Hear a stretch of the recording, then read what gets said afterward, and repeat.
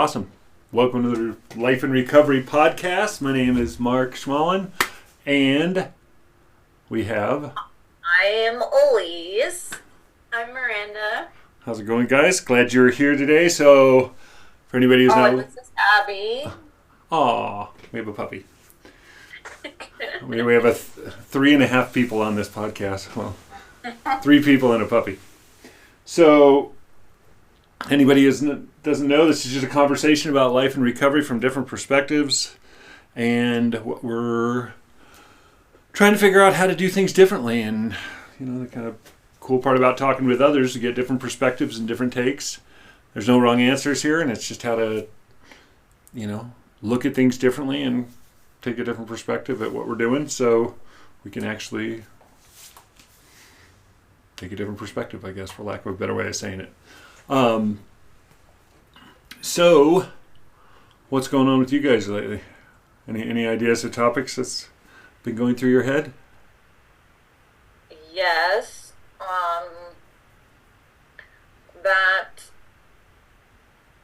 Even though, I was in this fantasy world in addiction of not, I could never live in reality. Reality was never enough for me. And even though I've been clean for a while, I still get that way. Actually on the daily, even if it's small, but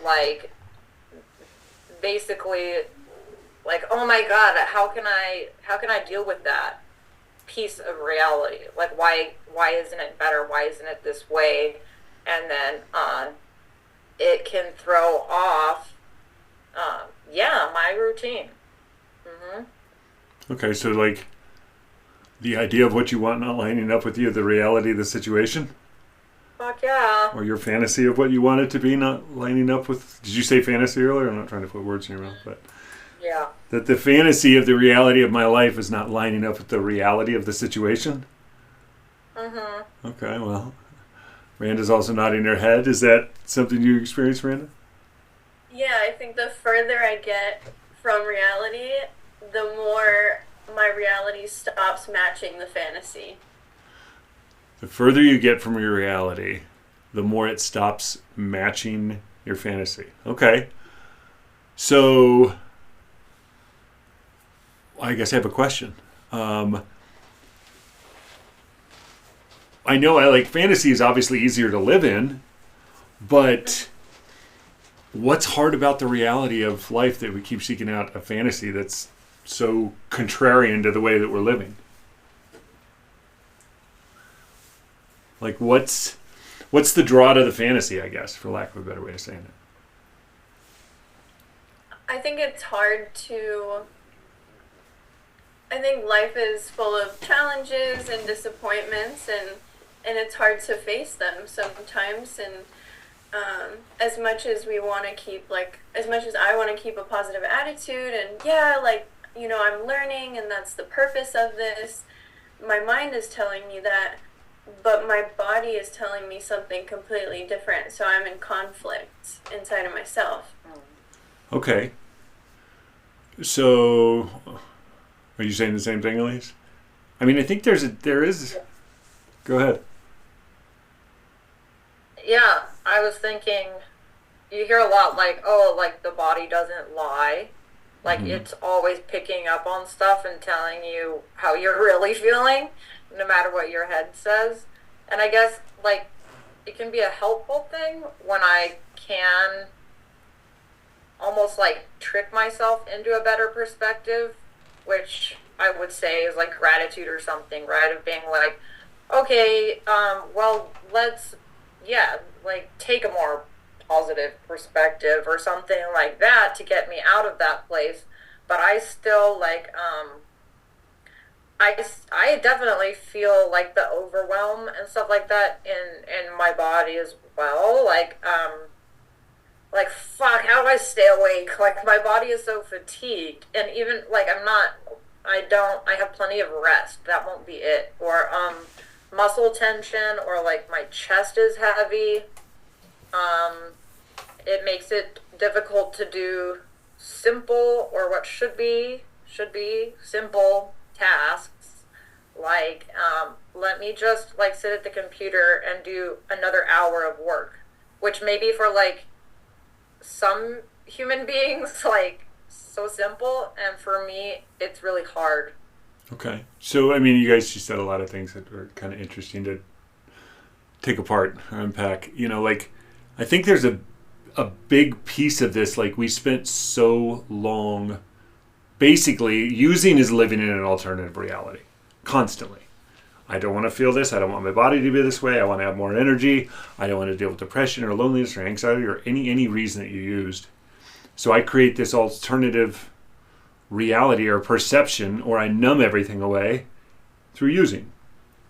It's basically, you know, I was always thinking there was the life that I was actually living, and then there's the one I wanted the world to see. You know, so I could always stay detached or really far away from the experiences that were going on.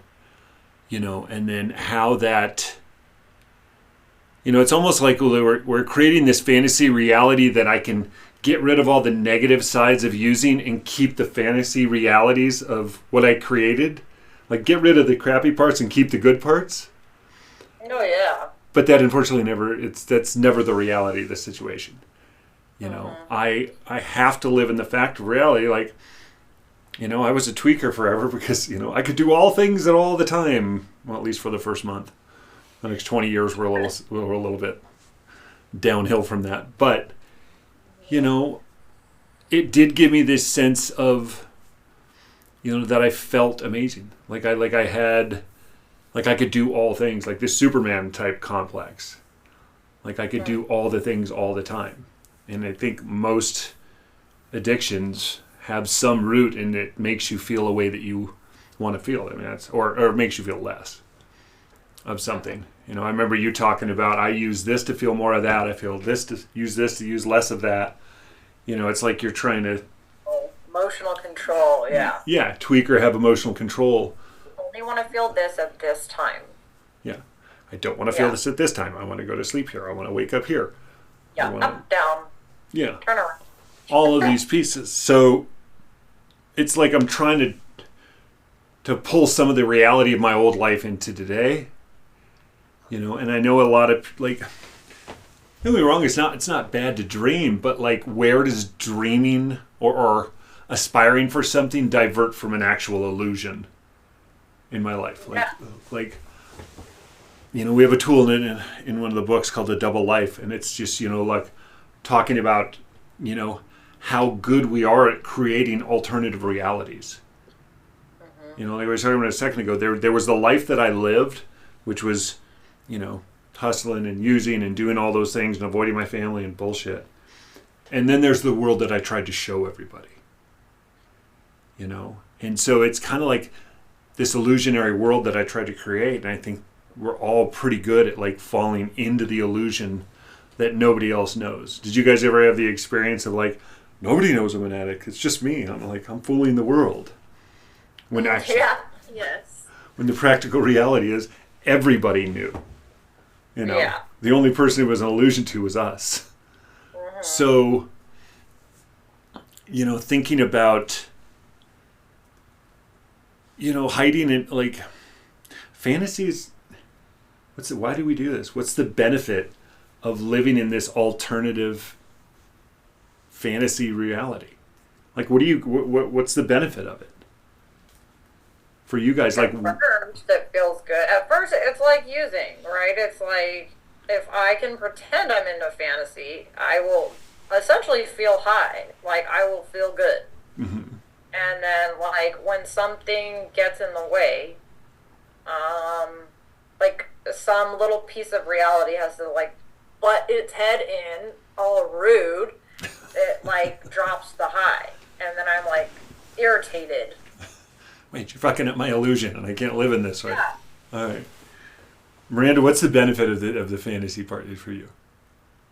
Like, I mean, exactly what Elise said. I definitely have always fantasized my whole life. I remember being like 2-3 years old, and you know, my parents told me like, you can move out when you're 18, and so I would lay in my bed at night and just fantasize all night about turning 18 and moving away and getting away from the abuse and the craziness. Mm-hmm.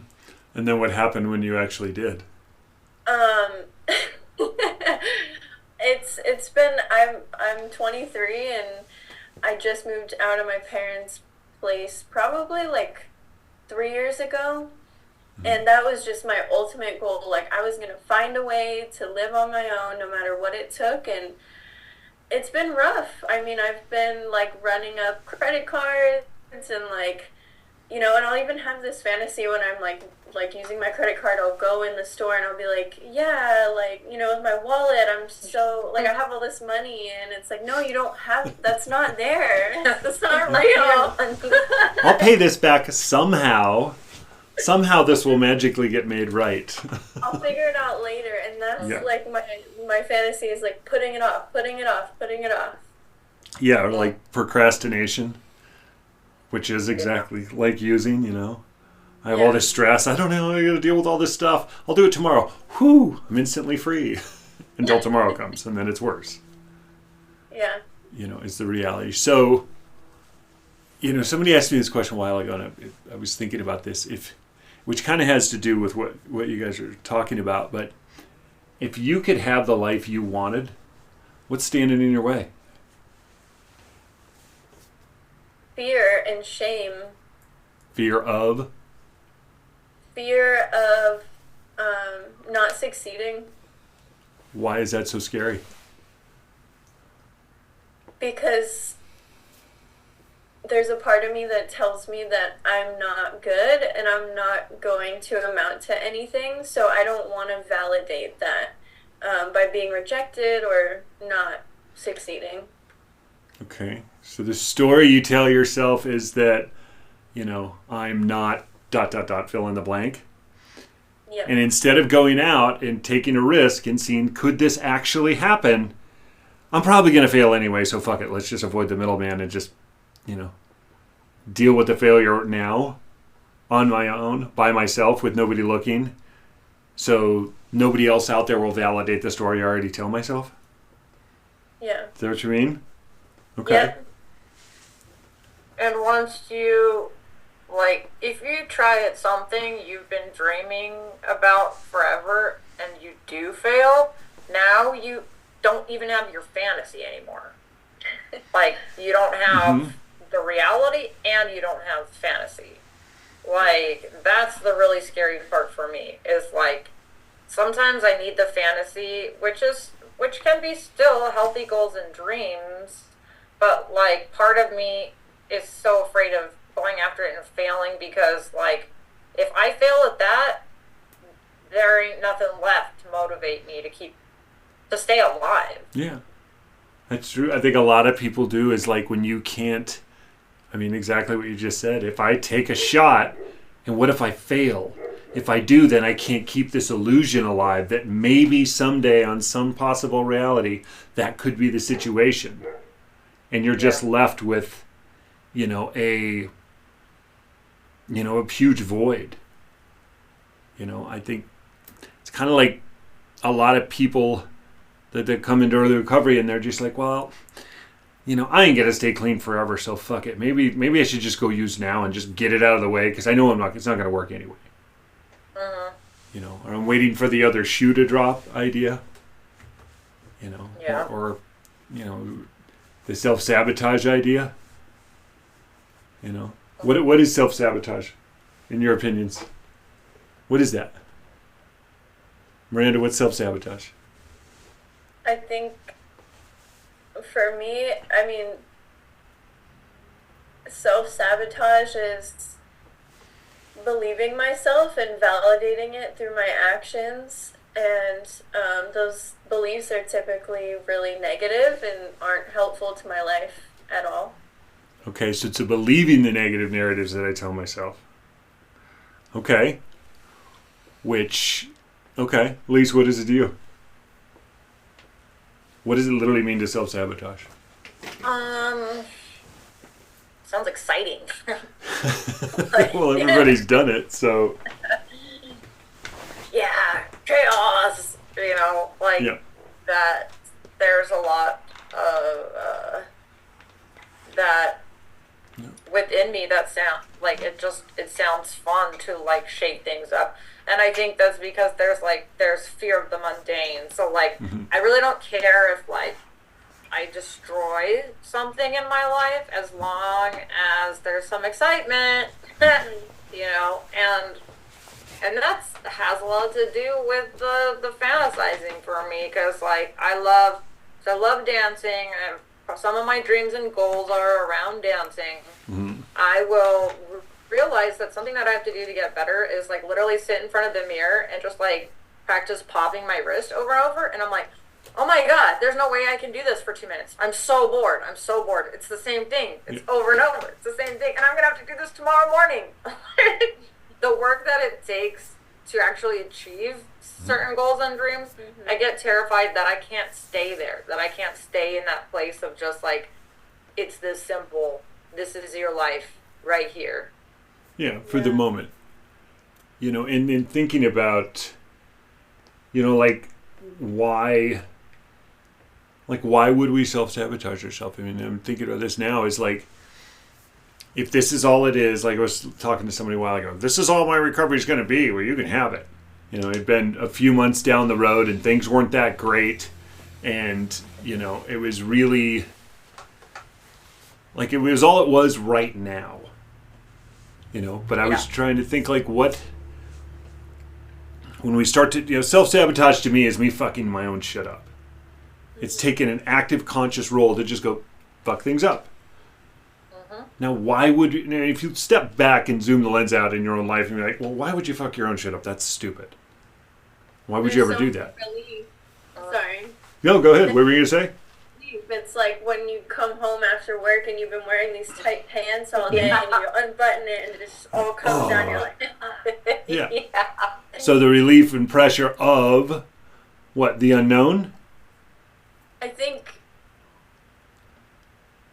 it's like I don't know if everybody's like this, but I have a lot of anxiety and a lot of shame around who I am and trying to change that about myself rather than accept it. And then the moment I start to accept the sabotaging side of myself, it feels like, oh, I can be myself for once, and like I don't care. I'm just gonna put off the feelings until later, and I'm just gonna do what I need to do. So yeah, you can kind of, it takes away a lot of the pressure. If I fail now, just like I know I'm going to, or at least the story I'm telling myself is I fail now, then I can get all of these expectations and, you know, everybody else's perception of me out of the way, and then there's no pressure on me. Is that what you're saying, basically? Yeah. So, you know, like I remember being at about I don't know, it was probably a year clean. And if you looked at my life from the outside, everything was great. I had a job, I had a car, I had some money in my pocket. I think some girl thought I was cute. You know, I cleaned myself up, you know, I had my hat, my socks matched, whatever. I looked all, on the outside, everything looked fantastic. And on the inside, I was like, oh, this is really cool. Yeah, I think I'm going to blow this shit up. You know? And I think a lot of people have this experience, you know? And then what I'm trying to get is like, why do we actually do that? And over time, the only thing I could come up with for me personally was when I started out my recovery, every single thing was new. I had this job that I didn't know how to really do. I was, you know, I had a schedule, I had a routine. My family was starting to trust me again. I had this responsibility. There was all of these moving pieces that were new and different, and I didn't know how to operate in any of them. And then I had this really good idea of like, ooh, but my old life, my using life, boy, there's no mysteries back there.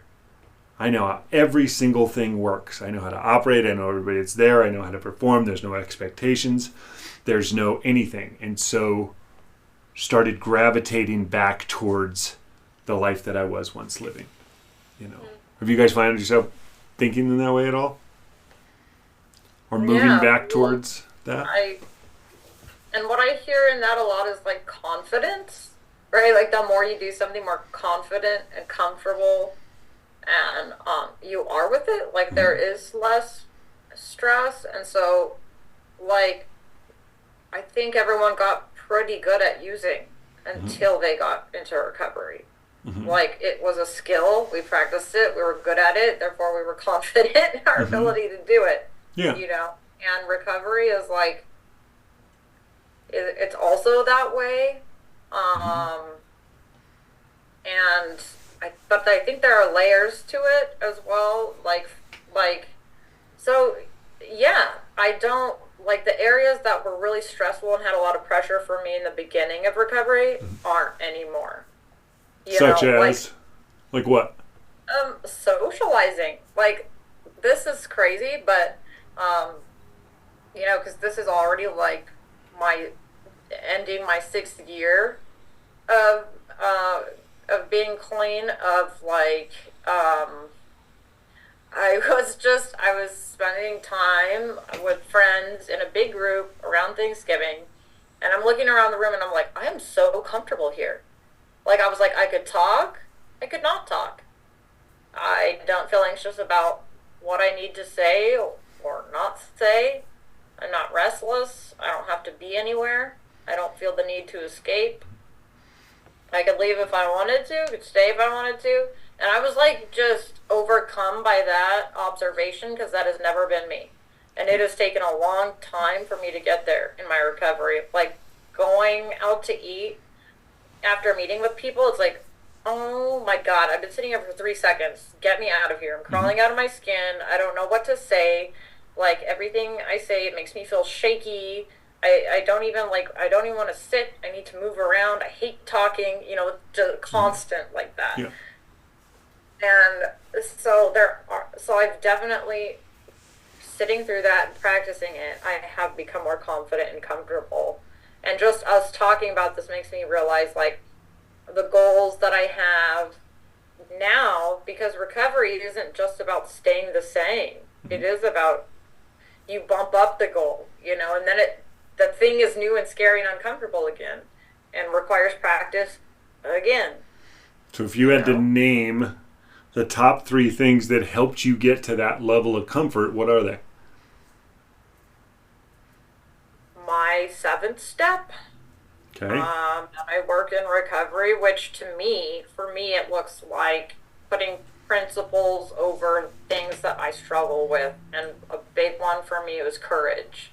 And so it was like, take something that causes you a lot of fear and take a baby step in that direction. And it might not feel like a baby step. It could feel like really crazy. Like getting back into dance, just walking into the dance studio, like I cried in my car the day after that class because there was so much shame and so much fear of walking in that door after so many years of not being there. Yeah. And I would do another thing and another thing, and I would cry my way home and do it again, cry my way home. And now, even though I have this frustration of daily practice, like I have been in shows, I have entered battles, I have but I have to remember that, of being like, okay, you're uncomfortable with this, but it's also going to get comfortable because all the other shit has, Yeah, so getting used to, the same way, every other aspect of our using this is getting used to being comfortable with the uncomfortable. Pushing myself out of my comfort zone and doing things in a way that's different. Miranda, if you were to think about, always think about your last day using compared to today, what has been most impactful in your process? So, moving through to where you are now. I think trusting that things are going to work out. I think when I was using, I had this idea that my life was what it was and there was no getting better. Either I was going to keep using or I was going to die. And that was my genuine thought. Like, if this doesn't work out, that's always an option. But today I choose life and I choose to pursue my goals and I have a purpose today. And I think that drives me a lot through all the doubt and the shame and all the negative emotions. I I have a goal in my mind and I'm going after it. Yeah. So finding purpose, finding a reason to do things differently. You know, I guess what I'm trying to think, what's been most impactful to me, I mean, being honest is probably the biggest one. Is that you had to really... What? Why would you do that? Making an attempt to, well, I mean, I was so good at bullshit, I believed my own, which is a really scary place to be in when you don't divert what's the reality of the situation, the story you tell yourself. You know, and you know, as we're going through writing this third book, I'm trying to, well, the other ones were, you know, practicing a little bit of humility, you know, and being grateful for where I am at in the moment, like right now, instead of just tripping out of, oh, that day when I get there and I get that thing and the stuff and all those places, then I'll be happy. And that's the reality, isn't that? It's just like, you know, simpler things, you know, being grateful for where I am right now today. You know, even if it's as simple as, you know, I slept indoors last night. You know, I'm not hurting people in my family anymore. I'm not, you know, just simple things. Not that either of those are simple, but, you know, I think a lot of, well, me, I'll speak for myself, waiting for this big grand vision of what I wanted to be, the fantasy that we were talking about earlier, I'll be happy when that fantasy gets fulfilled, was never the reality, you know. But being more grateful and happy in where I am, you know, was super helpful. You know, so I was talking with somebody a while ago about how to, you know, like, why did we do the extreme shit that we did? Like, I think everybody on some level or another did some really extreme, like we were talking about what would drive somebody to do such extreme behaviors, you know, rob a bank, be a sex worker, steal from your family, do whatever your version of something you would never do now is, the extreme aspects of your life. You know, and guys got thinking about, you know, one of the tools we're putting in the third book, which is, you know, which is if nothing matters, then anything goes. You know, like you talked about, you know, I'm either going to use or I'm going to die. Those are my options. That's a really extreme way to look at the world. You know, if you think about it, I'm either going to live, I'm either going to use dope, or I'm going to die. Those are my choices. You know, and so when like the idea behind this is how do you get to the place where you'll do literally anything? And what I think, it's at least the idea is, when I don't matter, everything is an option. Like when I stop caring about me, why would I give a fuck about, you know, robbing a bank or doing any extreme activity? Because why do I care? I don't fucking matter. You know what I mean? So when you get to a place of, if I don't matter, everything that I encounter is literally now an option. So do you guys ever experience anything like that? Mine is like doing nothing is an option. Like, what if I just dissolved into my bed of doing nothing? Yeah, if I like find... I guess that's my extreme, right? Of like, if I don't matter, I don't have to do anything. Yeah, could be. I can just blow off everything and just stay, you know, here. Wait till someone shovels my body out of my apartment because I've been evicted. So I've been evicted and I just laid in my floor. Like, you know, and some people that is a very real reality. So, yeah. If what we're talking about is if I don't matter, then I can literally do anything because I have no self-preservation. How can we switch this to the idea of making yourself matter? So if I can get to a place where I actually have some sense of self-worth and some sense of self-preservation, just that idea of being able to see a little value in myself, that alone starts pulling things off the table that are options in my life. Like, I don't want to do that because, you know, I kind of like me, or I can kind of do this. Well, one thing I do notice is, like, I do that, like, very existential, this is the end, in my bed, but also it doesn't last that long. as compared to what it could if I hadn't done all this work on my recovery. Because, and we were talking about this the other day, the idea of the living in the castle, right? Of like, I've created all of these moats of protection, all the things that I have created in my recovery to sustain recovery, like making friends that are healthy and in recovery, going back to school, getting a degree, doing all this work on my hobbies, like all of those things, because I'm really not afraid of like somebody else destroying that. I'm afraid of me destroying that. Yeah. But like, because of the empire that I built for myself, is like, it's not going to let me fall too far. Yeah. There are people who are going to like, who will like bust my door down if I stop answering for too long. Yeah. You know? For sure. Like, there are people who are going to pick me up and carry me, and there are and I have a savings if I do have a week of depression and I can't afford something because of the other work that I did, you know, like I will not run out of food because I went grocery shopping because blah blah blah blah blah, right? It's like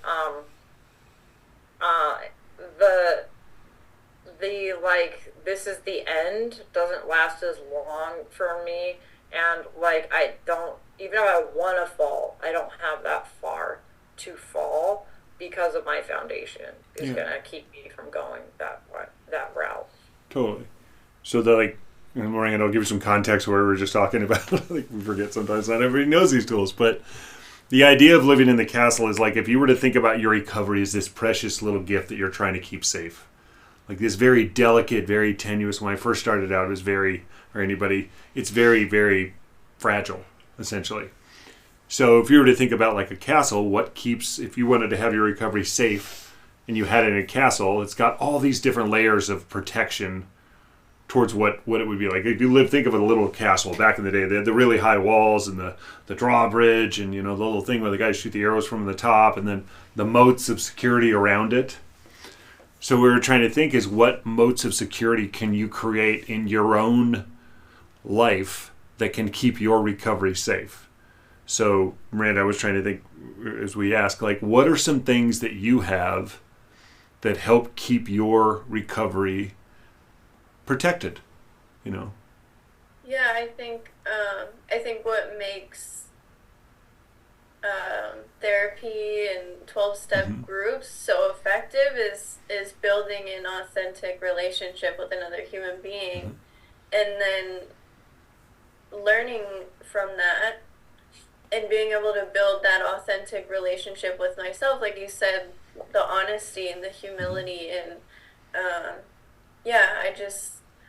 I feel like the support system is number one. Okay, so having a support system, you also mentioned community.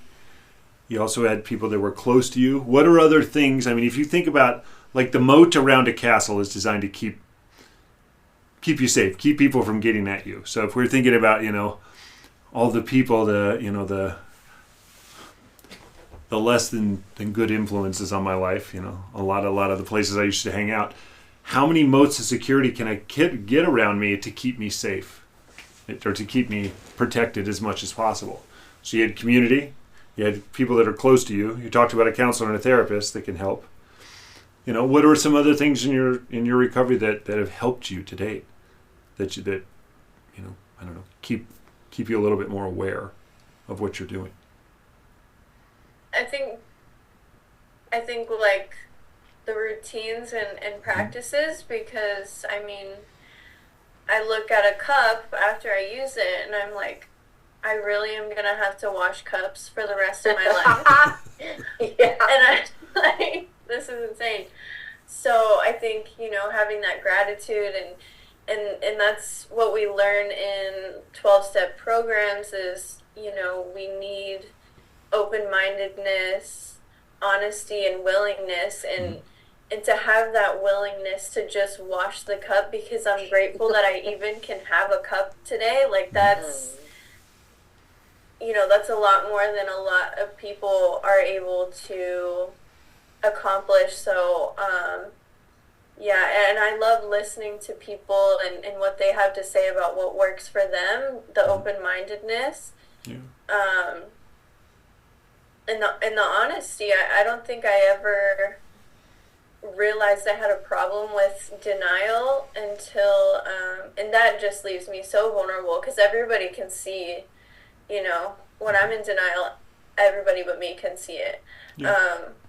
But when I established that honest relationship with myself, I mean, nobody can tell me who I am, because I know who I am and I know my relationship with God. And if you believe in God or the universe or whatever, and yeah, I think that, like, those three principles have been great for me. Okay, so being open-minded, having community, having a spiritual practice you connect with, creating a level of self-awareness, all of them service of learning how to, like the person looking back at you in the mirror every day. Yes. All super important. So, the idea is that's going to keep all the people that are maybe negative in my life from getting at me. But the other thing is going to keep me from getting out to them on my bad days. On my bad days, I'm going to have to be reflecting like, ooh, yeah, I don't want to give that up. Boy, I worked really hard for that. Oh, holy shit, this routine and schedule is working for me. God, I got this hobby over here that people rely and depend on me with, that I actually like doing. I've got my little puppy dog that's going to, if I go back to using, I won't be able to take care of. The trust of your family and the relationships that you probably worked pretty hard to get back. All of those collectively are just continued moats of security around your recovery that's going to keep it safe. And that was kind of a long-winded answer of what living in the castle was looking at, Yeah, I like that. all that hard work does go somewhere. Mm-hmm. And the gratitude, right, of being like, oh yeah, I have a cup. Like, Yeah. I have all these great things. And that, like, it would actually take a lot of effort to destroy everything in my life because I have built so many things. Like, it would actually take effort to drive off the cliff at this point. Totally. And so, like, why bother? I mean, it's like you brought up a good thing. I mean, it sounds silly, wash one cup. But do you ever notice when you don't, and then a cup turns into a spoon and a plate and a bunch of plates and a pot and a pan, and then all of a sudden your dishes are stacked up like Dr. Seuss, and your whole house looks like that, and your whole life looks like that? That, for me, breeds depression. Like, when my whole life, when I start getting an extreme case of the buckets, it's just a cup bucket. Yeah, it is one thing. But those one things that pile up, and then the laundry does the same thing, and the house does the same thing, and then the trash, and then my job, and then my life, and it's like, fuck it. Then all of a sudden one day I have a horrible day, and it's like, you know what? Fuck it. Why not go get high? Why not use? And I know that's a really big leap from one cup to that. But for me, it makes a huge difference in, not letting, depression and things like that take over my days. By just taking those small incremental steps to do something different. And to take care of the little things when they're easy instead of when it's catastrophic, going through. So, Miranda, what's something that you've thought about a lot in your recovery but nobody ever talks about? What's something that just you've wondered about a lot but nobody ever brings up?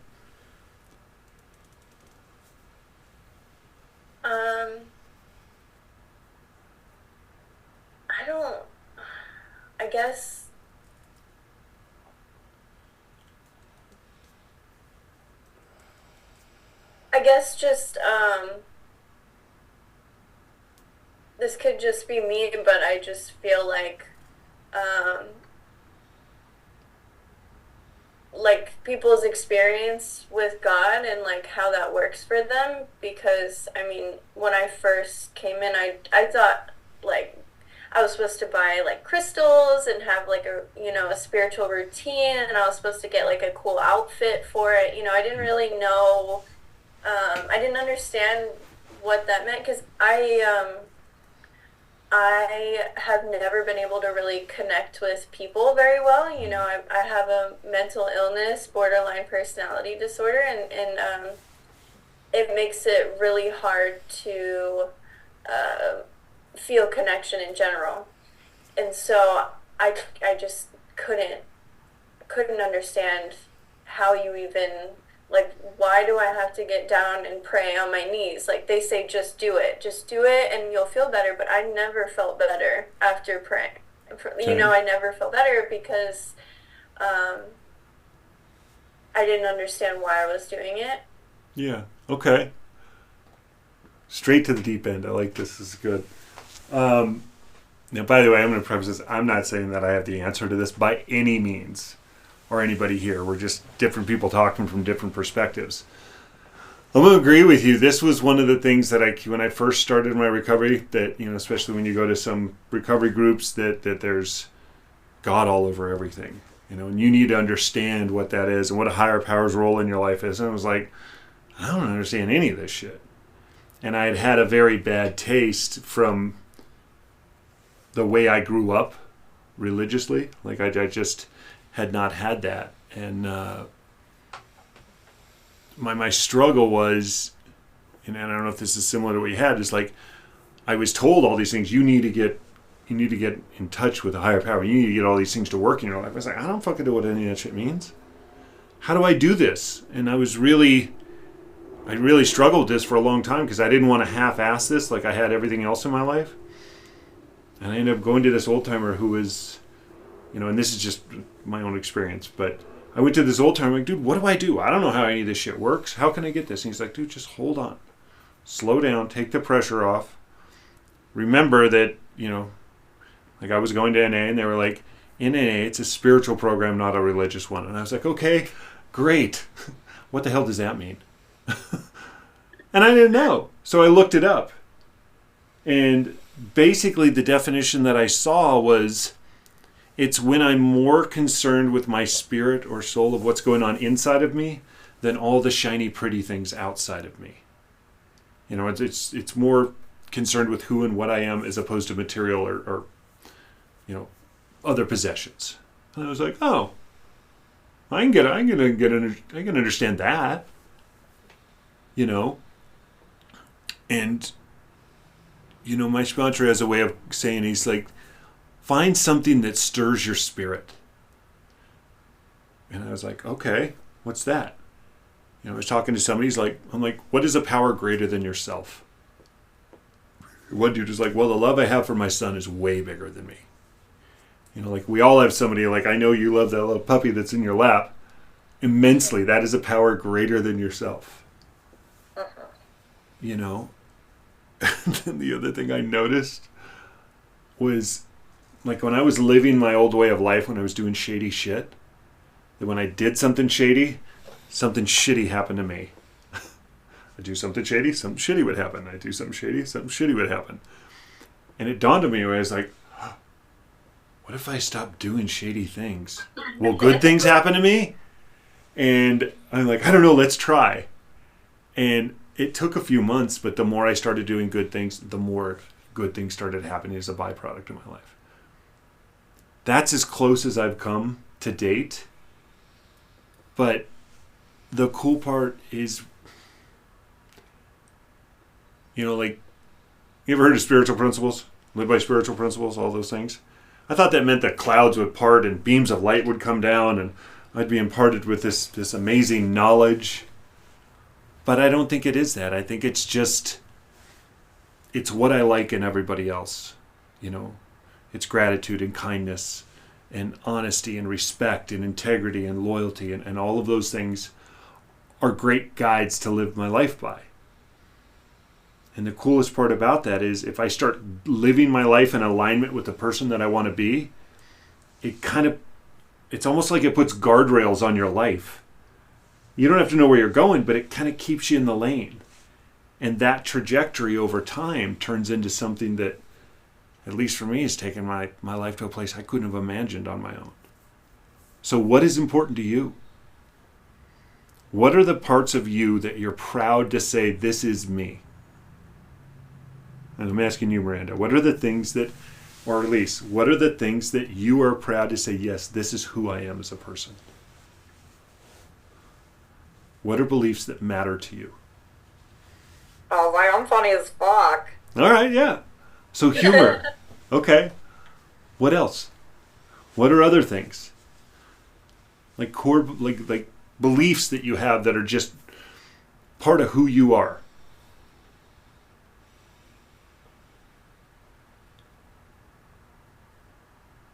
Like what's something that matters to you? Just thinking. I think to me, I'm a deep feeler, so I like love with all my heart, and I put my all into everything that I do, which can be not good, but it also has helped me along the way. Okay. So you give your all to the people that you're with.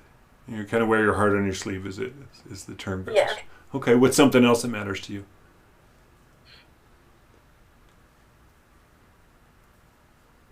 I'm sure I have a list of them somewhere in my step work. Okay. So how do you transfer the list in your step work into the life that you're living? I really value knowledge and learning. So, yeah, I mean, I'm just always trying to expand my understanding of mental health and God and, philosophy. Okay, that's great. So I don't know if I don't know if anybody has, there's a lot of people that have a lot of opinions about the a higher power of God. I'm not sure other than what, I was saying how to approach that, but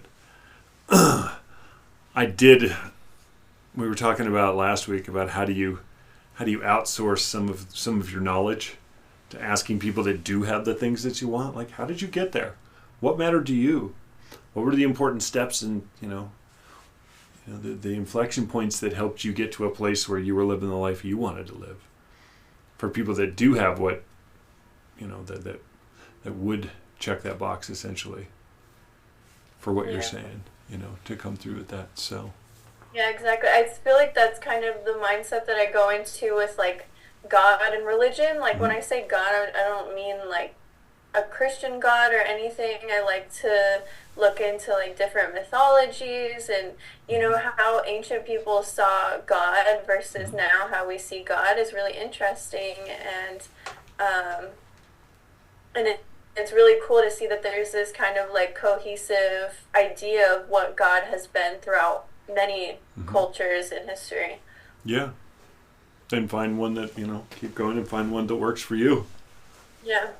There's a lot of different, there's 8 or 9 billion people on this planet. Everybody's got, a lot of different takes on this topic. So looking and researching which one kind of works or looking into one that works for you, which is great. So, well, cool. I appreciate you guys taking the time to chat with us today. I was trying to revisit the ideas of like that we talked about, just so everybody can have something they can walk away with today.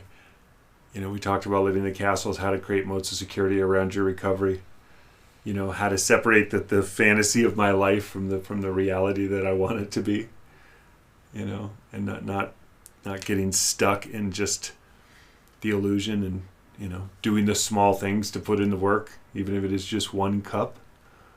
And just taking little baby steps at what you can do every day to make this a little bit better. So I appreciate this. And if this was helpful to anybody out there, I hope you'd share it with somebody. And look forward to seeing you guys again soon. Thank you guys so much. Thank you. Have a good day. Bye. Bye.